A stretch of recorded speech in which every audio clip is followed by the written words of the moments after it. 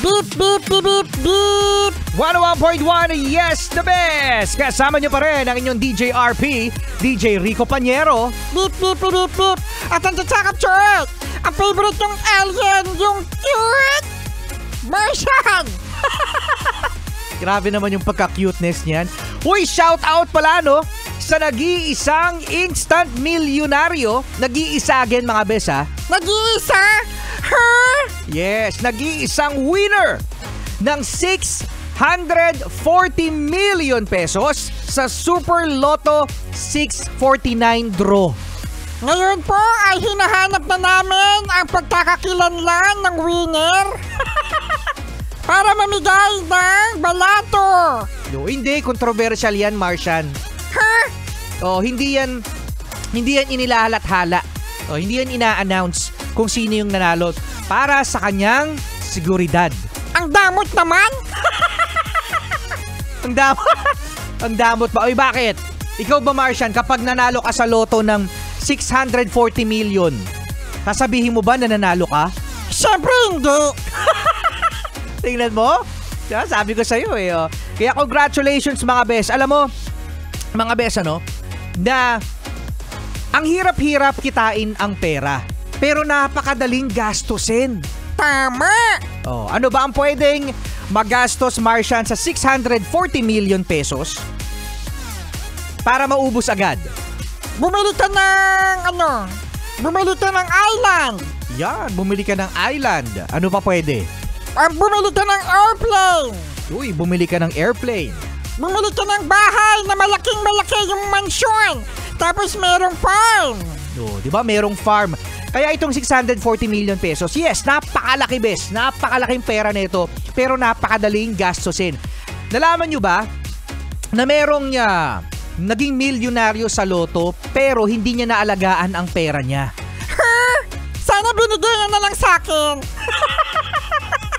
Talagang binigay sa'yo, Martian, ano mga bes, wala nang natira sa pera niya. Kasi hindi niya kayang mag-handle ng ganong kalaking pera na pabalato niya sa mga kamag-anak, napahiram niya sa kanyang mga kaibigan yung pera na hindi naman siya binayaran, pagkatapos nalulung pa siya sa sugal. Diba? So it doesn't mean na kung meron kang 640 million pesos na panalunan mo sa loto, ganun na lang yun. Isang napakalaking responsibilidad mga bes ang magkaroon ng ganyang pera. Basta wala kayong pakialam kapag ako yung nanalo. Ang tanong, tumataya ka ba, Martian? Oo nga, no? Kaya ako palang tumaya. Oo, kailangan mong tumaya. Ayan. At in fairness naman mga bes, sa PCSO, yung tinataya sa mga lottery outlet, no, ng mga mananaya, nakakatulong naman yan sa mga nangangailangan. It's a charity. So, congratulations sa winner ng 640 million pesos na mula sa Manila. Sa Manila? Tara, huntingin na natin.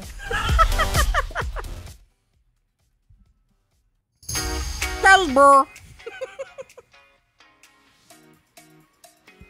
Kalbo. Kalbo.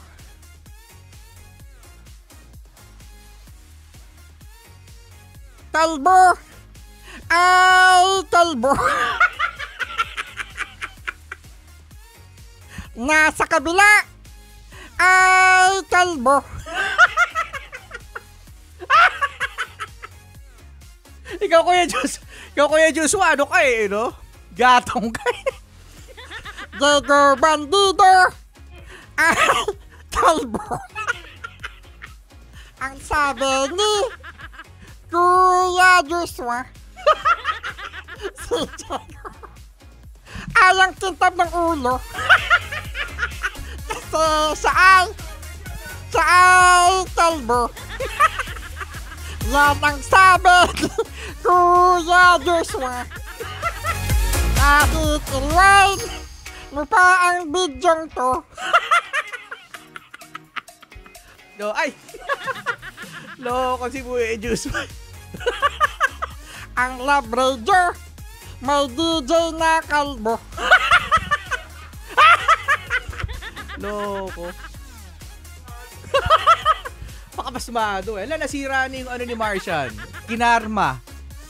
Nasira na yung ano niya, yung taas. Oo nga, hindi ko na maano. Oo, nasira nga yung ano niya, yung... Nasira. Yung ano niya, yung garter, yung pag ganon. Kasi kanina, sabi lang ni sino to? Ni Papi Andrew, na maluwag na daw. Ayun oh. Hindi na siya kumakagat. Ala, Marcia, magpapaumaga ka pa naman. Edi goodbye! Wala nang Martian! Ano kaya to?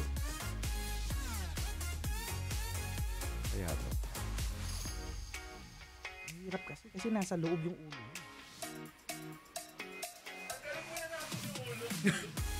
Yung ulo talaga tanggalin. Ah, hindi. Dito pala, may butas pala siya dito. Injured. Pigtas.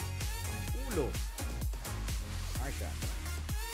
Kailangan pantahiin. Pinturahan. Ligo.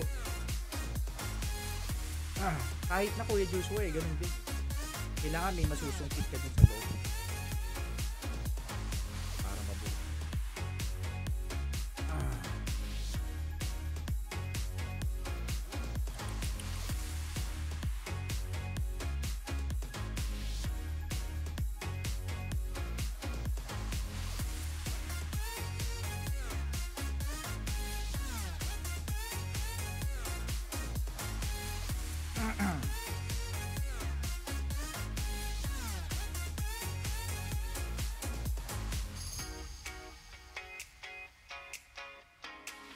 Actually, pwede naman din siyang lagyan na...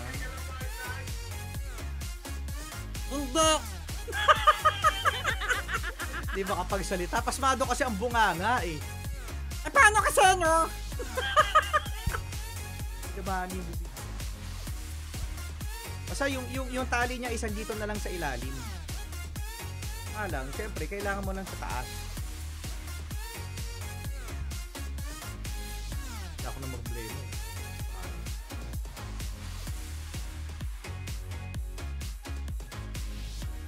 Sabi 2019 kasi ito si Martian eh.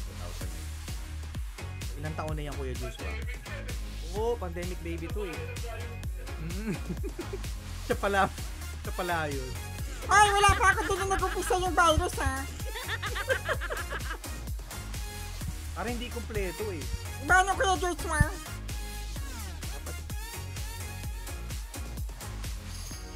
Hindi ko muna si Martian. Tapos, taray ko dikitan ng mic. Ano ako ba? Oo, yung mic pa.